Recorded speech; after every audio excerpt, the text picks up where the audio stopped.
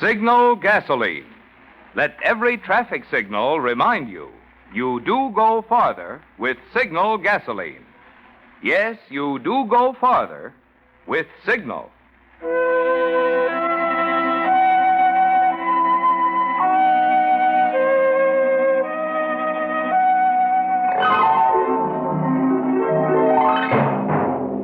The Signal Oil Company and your neighborhood signal dealer bring you another curious story by The Whistler. Tonight, Murder is Blind.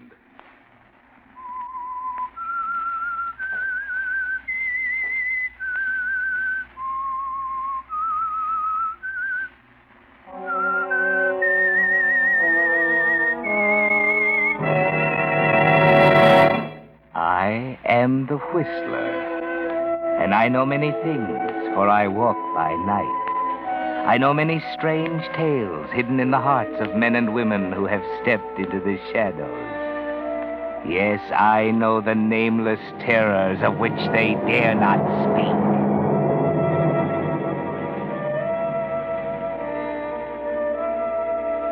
Most people are blind.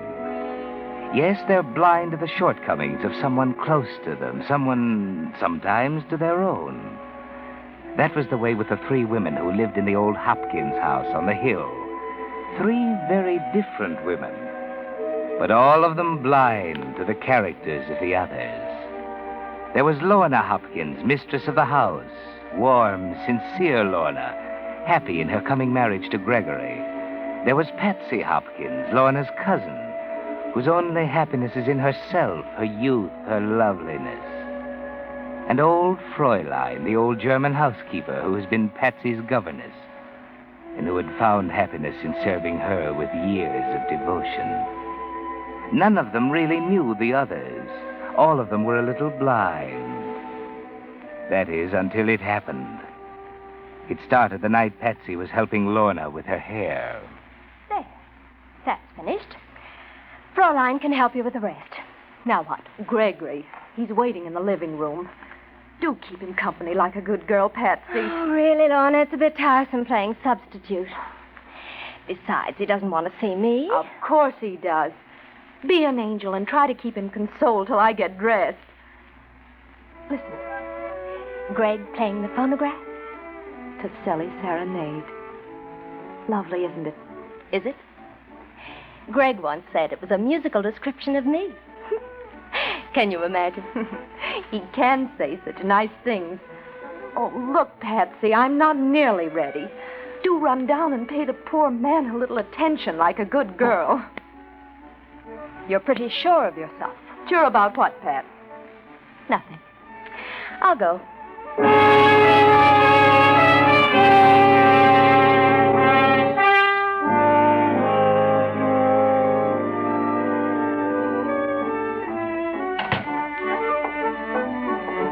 Hello, Patsy. Oh, don't get up, Greg.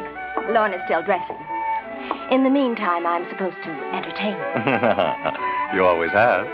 Thanks. You're leaving for New York soon, aren't you? Yeah, in a few days. Mother wants me to handle some of her affairs. I'll be back after a while. For Lorna? Of course. We expect to be married in Mother's home, you know. After that, the honeymoon. Someplace in the North Woods. Someplace where we can be together, far away from everybody. What a picture. How beautifully sentimental. Do you know, my dear, you're beginning to tire me dreadfully. I've suspected that before. What's the matter with us, Patsy? Is there something the matter? We used to get along together so well. Lately, we don't seem to understand each other at all. Shall we talk about something else? No. Something's come between us. Ever since I became engaged to Lorna. That has nothing to do with it. Well, of course not, but what is it, Pats? What's going on, anyway? Nothing, I tell you. Oh, for heaven's sake, stop that thing. Take that sickening record off. Well, sure, Pats. I always thought you liked it. Turn it off! Greg. Yes? I want you to do something for me. Sure. Anything. I want you to go back to New York. Well, but I am, Pats. I'm leaving toward the end of the month. I mean now. Today. Today? Yes. Well, what's the matter, Patsy? Don't you even like me anymore? Like you? Oh, why, you fool, I love you. What? From the first day we met. Haven't you seen it? This is incredible. You can't mean this. I never meant anything more in my life. I know I'm shameless, Greg, but I can't help it. Greg. What about Lorna? Oh, Lorna will never make you happy, never. She's good and sweet and kind, but goodness and sweetness can be tiresome. Yes, and kindness, too. I know Lorna, Greg, and I know you. In a year, you'd grow to hate her. Please, Pets, please, you mustn't say these things. But it's true. I've got to say these things. Don't you see, my darling, I'm thinking of your happiness. Yes, and Lorna's, too. And you? And of mine. I have the right to think of mine, haven't I, Greg? We needn't hurt Lorna too much. You'd go away, go back to New York, and after a while, 6 months, I'd come to you. And, Lorna? She would have forgiven me? When she saw we were happy, what else could she do?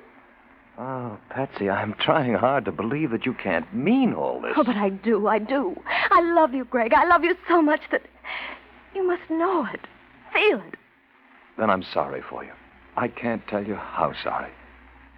It's Lorna. There can't be anyone else. There never will be. Oh, but you don't love her. You can't love her. You love me. You do. I know you do. Oh, Greg, my Stop darling. it. Do you think for a minute I'd give up Lorna for you? Oh, Greg. She doesn't deserve this kind of deal from you, Patsy. She's taken you into our home. For years, she's cared for you like a sister. Why? Oh, it's cheap. Oh, don't, please. Put your arms around me. Greg, I'm right. I know I'm right. You slapped me. Yes. So? Now listen, Patsy. You listen to me. Yes? This is important. Remember it. Yes? You'll never marry Lorna. Do you understand? No? If I can't have you, she'll not have you. Will you please tell your cousin I'm waiting for her? Remember that, Gregory.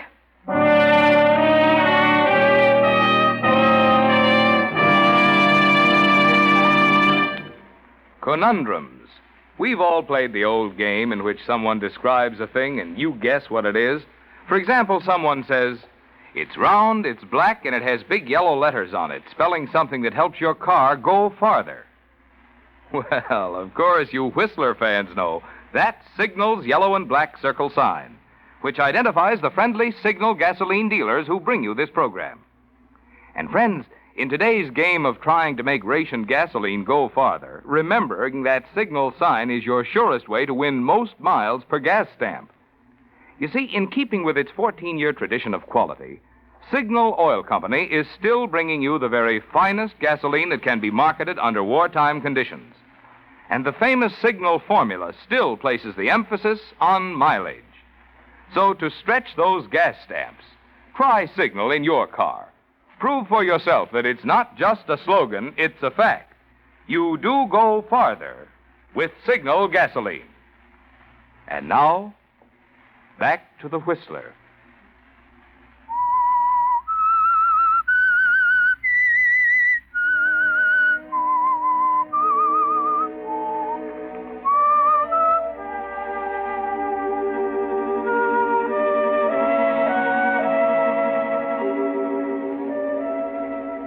Well, Patsy, you never dreamed that Gregory would be difficult, that he would reject your love, did you? You were sure that he would fall just as all the other men in your life had fallen. But that's the way things go, Patsy. The one you really want is always the one who doesn't respond. And now as you lie in your lonely room, your thoughts aren't very pleasant, are they? You are sleeping, Miss Patricia? No, Fraulein. Come in if you wish. I've come to see what it is that's making my little girl unhappy. There is something, isn't there, yes? Unhappy? Why do you think that, Fraulein? Fraulein can always tell. What is it, my baby? Nothing.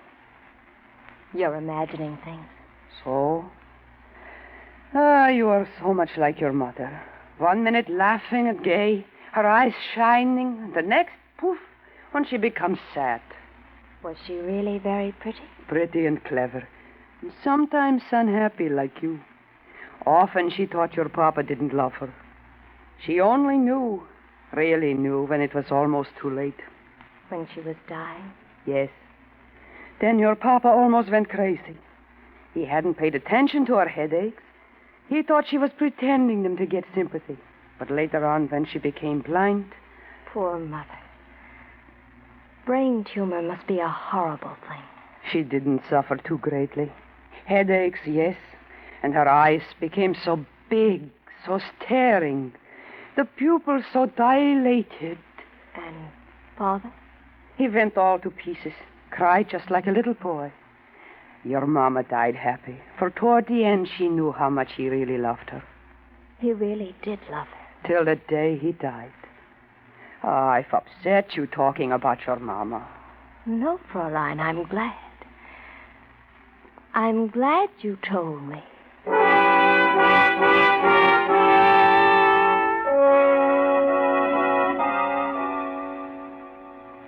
What's in your mind now, Patsy? Why do you leave your bed, go to the dressing table, and stare deeply, searchingly into its mirror? Your eyes slowly widen, and you shudder a little bit. After a while, you return to your bed, and your eyes hold a curious, furtive expression, as though, Patsy, you were hiding a guilty secret. And in the days that follow... I've kept you waiting, haven't I, Greg? I'm sorry, really. Oh, forget it. Anything the matter? Nothing serious. I've been upstairs comforting Patsy. Patsy? Poor girl, she's having such a headache. I know, Greg. That's why I called you. I'd counted on seeing you, too. But Patsy has a splitting headache. We'll make it tomorrow, shall we? It's Patsy again, Greg. I'm sorry. I'll call you later.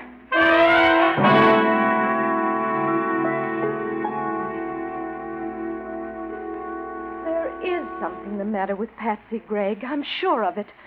These pains, these spells of dizziness, they worry me. Ah, I can see that. But don't you think you're inclined to exaggerate her condition? After all, everybody has headaches, you know. Yes, I know, but not like Patsy's. They're doing something terrible to her. She looks badly, Greg.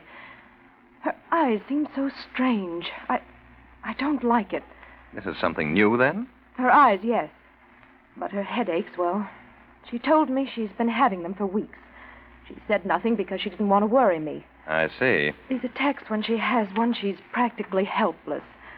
Oh, she's so dependent on me, Greg. Yes, and always at a time when I want to take you to dinner or to the theater. That's not fair, Greg. Perhaps not, but are you being fair with me? I don't understand. I'm leaving for New York in a day or two, but that seems to make very little difference to you. Oh, that's not true.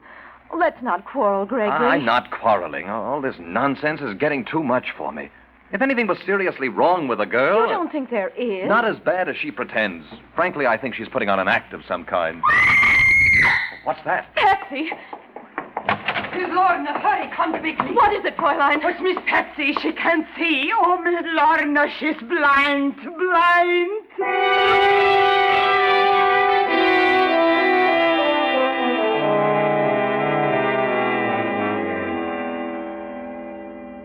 And now, Gregory, you're ashamed and remorseful, aren't you? You'd give anything to recall yesterday's words spoken so bitterly to Lorna. Those scornful phrases doubting the sincerity of Patsy's illness. You thought Patsy's headaches were a game, the sort a willful woman might play for sympathy or attention. Didn't you, Gregory? And now, as you look down at her white face and into her tragic, unseeing eyes, a deep wave of sympathy comes over you. And you feel helpless in the shocking tragedy before you, don't you, Gregory? There's no fever, Greg. At least that's one thing to be thankful for. She slept a little last night. Didn't you, dear? Toward morning, I did. The pain seemed to go away then. Do I look terrible, Greg? Terrible? Oh, no, you could never look that, Pat. A little pale, perhaps. Your eyes. Yes. Do they pain you? They seem so big, the pupils so dilated. Tell me, what did the doctor say? She won't have a doctor. Fraulein and I are almost crazy. I won't have one. I won't. He'll operate. I know he will. Please, Lorna. But we must find out what this condition is. Do be reasonable, dear. Is there anyone in town, a good eye doctor, who'd know about this kind of thing? No, there isn't. There's no one. Now, Patsy, there is one, and you know it. He's considered very fine. I won't have him. He's old and... Do you want me to die just like my mother? Don't you care what happens to me? Do you see, Greg? What do you want us to do, Patsy? I don't know. We must do something. I thought that Yes? the best eye doctors, the specialists, aren't they in the big cities? I thought I could go to one of them. Where, Patsy? Isn't New York a kind of medical center? New York? Oh, no, that's impossible. You couldn't leave your job here in town, and I couldn't go alone. What do you think, Greg? Is that what you want, Patsy? Oh, but Lorna's job, she'd lose Oh, it. as if that mattered. There are other jobs, plenty of them. Even if there There's were... no necessity for your taking her, Lorna. I'm leaving for New York anyway. Patsy can come right along with me. With you, Greg. Can I? Of course. I'll put you up at Mother's place. Then we'll have the best men in the city come to look at you. I'd feel better if I went with her. I don't know. There's nothing you could do, Lorna. Don't you see? I suppose so. You could keep me in touch, couldn't you, Greg? Let me know everything. By long distance every day. You just sit tight and let me handle this. Can you get Patsy ready? Of course. Fraulein will help. It'll take 2 or 3 days to make the necessary arrangements. Haven't you both forgotten something? Have I? You and Lorna. Your marriage. Our marriage? You mustn't worry about that, Patsy. That'll keep till you're well again. We can wait, can't we, Greg? Naturally. Oh, I am a nuisance, aren't I? Oh, my eyes. They're starting to hurt again. Oh, do get me some ice, dear. I'm sure there's some downstairs. I shan't be long. Greg, Yes. you did forget, didn't you? Forget? About you and Lorna getting married? Did I? You did. You know you did. Suppose I get well, Greg. Well, of course you're going to get well. After we arrive in New York, everything's going to be all right. Do you know? I think so, too.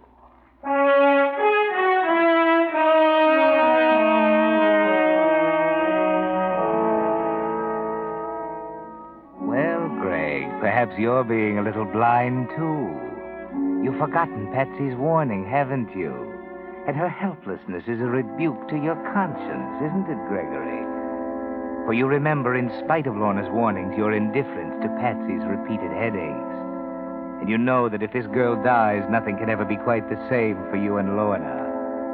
It's imperative that Patsy regain her health not only for her own sake, but for the sake of your marriage as well.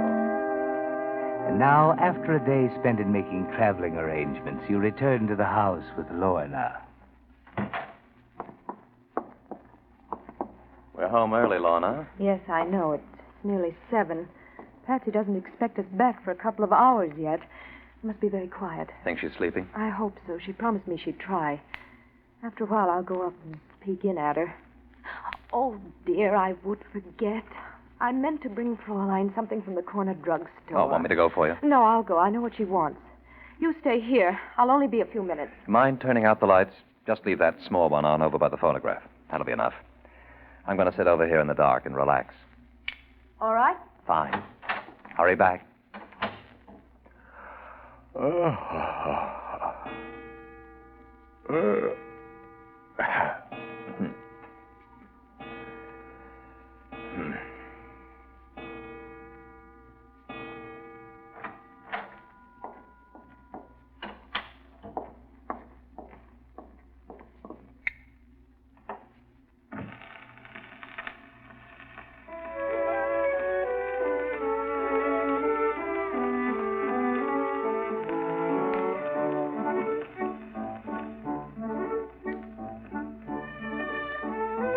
It is lovely, isn't it, Patsy?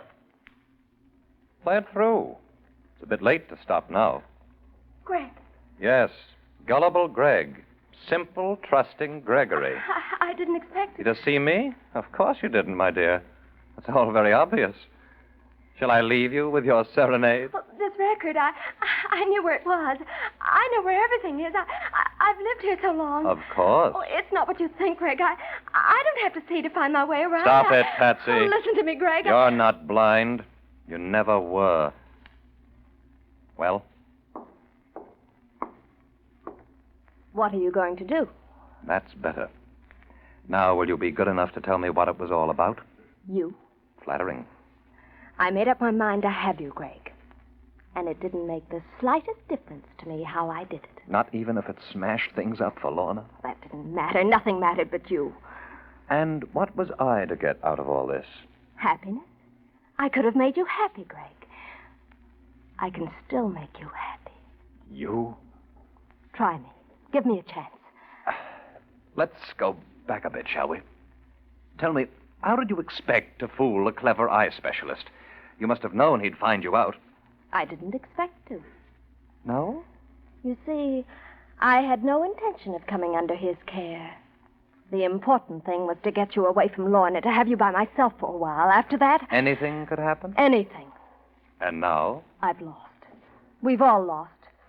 You, Lorna, and I. Oh, you're wrong, Patsy. Lorna and I haven't lost. You see, tomorrow, we'll be married. Tomorrow? If she'll have me then. No, you can't. It's beyond your control now, Patsy. It's beyond anything your selfish mind can trick up. Is it beyond death?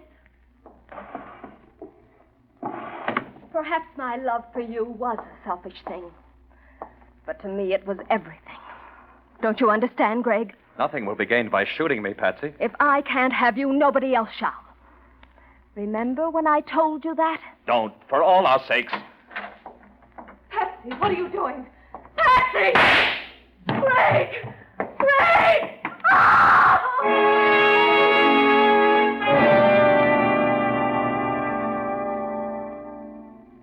Yes, Patsy, you did it.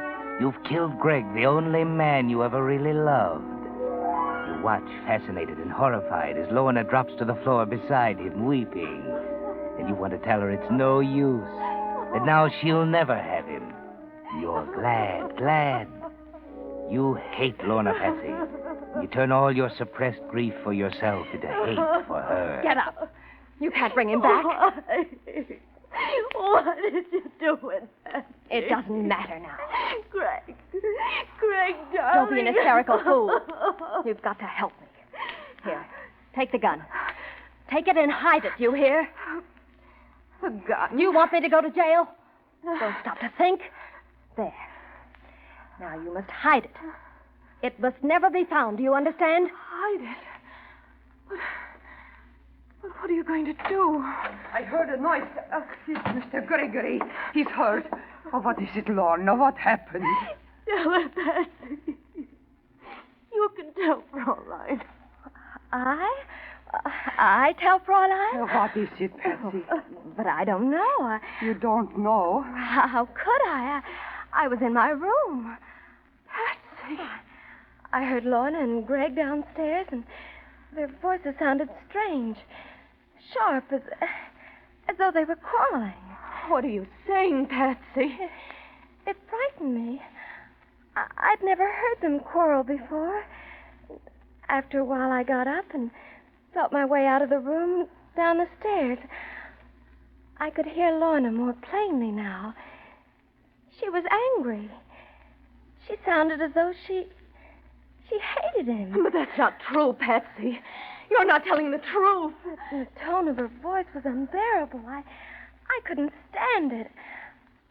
I opened the door, and there was this horrible noise, like an explosion. Oh, I'm frightened, Fraulein. Oh, please take care of me. I didn't kill him. It was Patsy. Greg killed? Greg dead? Don't listen to her, Fraulein. I tell you, Patsy did it. She did it. Oh, this is terrible. You believe me, don't you, Fraulein? But why should Patsy do this horrible thing? What reason could she have? I don't know. I don't know. She's blind, Lorna. We both know that. She couldn't have seen to do this. I didn't do it. Then why have you a gun in your hand? Shouldn't we call the police, Fraulein?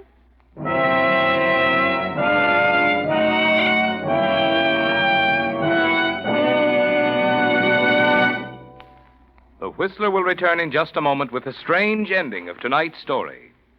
Meantime, with reconversion beginning, the time is drawing closer when you'll be able to buy those new things you've been wanting.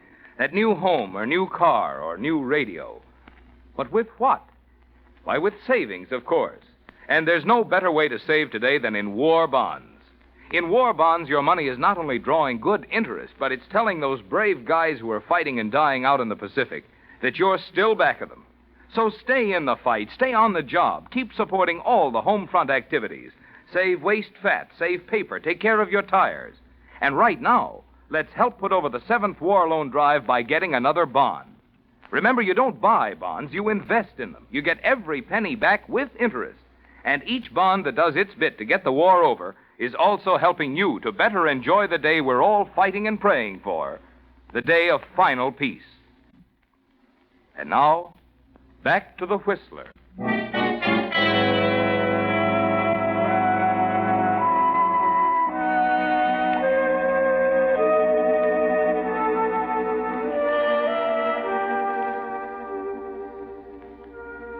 Well, Patsy, you've won, haven't you? Not only have you killed Greg, but you're having your revenge on Lorna for taking him away from you. She's going to jail for murder, isn't she, Patsy? The police are here now. The detective is questioning Lorna, looking at the body. But there's something you didn't count on, Patsy. You were blind to someone else's character. Fraulein. She stood by you all these years. But murder is something else. And suddenly you see her come back into the room and walk over to the detective. And she's holding something in her hand that freezes you with horror. Fraulein! Yes, Miss Patsy, I found it. I saw it hidden in your dresser a few days ago. I thought it was strange then, but now I know. What? What is it, Fraulein? Yeah, what is it you're talking about, miss? This. No, Fraulein, no! Wait a minute. I thought you couldn't see. So did we all. But this little bottle proves how she fooled us. It's belladonna to make her pupils dilate, to make her look blind. Hey, stop! Come back here! Fraulein, stop her! Patsy, stop! Fraulein, what's she doing? She's running out there. Wait, Miss Lorna, the detective is after her. But she's running right out of the street. Oh, my... Look, Fraulein, that car! Patsy, look out, Patsy! Oh, Fraulein. Himmel, she didn't even see it. The belladonna in her eyes. She didn't even see the car.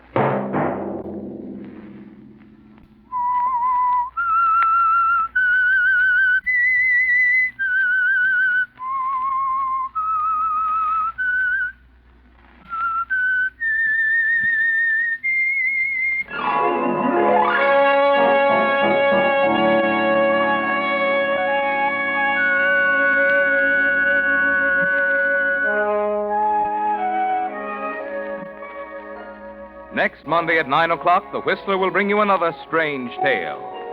The Whistler is broadcast for your entertainment by the marketers of Signal gasoline and motor oil and fine quality automotive accessories, and by your neighborhood Signal dealer. This program, directed by George W. Allen, with tonight's story by Louis Estes, music by Wilbur Hatch, is transmitted to our troops overseas by the Armed Forces Radio Service. This is Marvin Miller speaking, and suggesting that you let every traffic signal remind you that you do go farther with Signal gasoline. Yes, you do go farther with Signal. This is CBS, the Columbia Broadcasting System. KNX, Columbia Square, Los Angeles.